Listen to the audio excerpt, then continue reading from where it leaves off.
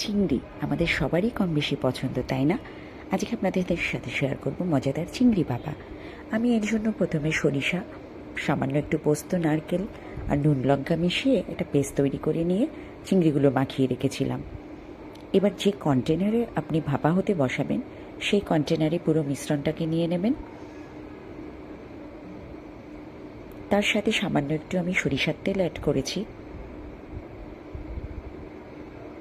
আর সাথে দিয়েছি লঙ্কা চেরা আর ধনে পাতাটা অপশনাল, এটা আপনি নাও দিতে পারেন, কারণ চিংড়ি মাছের একটা নিজস্ব ফ্লেভার থাকে, অনেকে ধনে পাতাটা পছন্দ করে না, আমি একটু দিলাম। এবার ঢাকনা দিয়ে আপনি ভাপা হতে বসিয়ে দেবেন। যে কন্টেনারে আপনি ভাপা করবেন সেখানে আমি 1/2 আওয়ারের মতো লো হিটে রেখেছিলাম।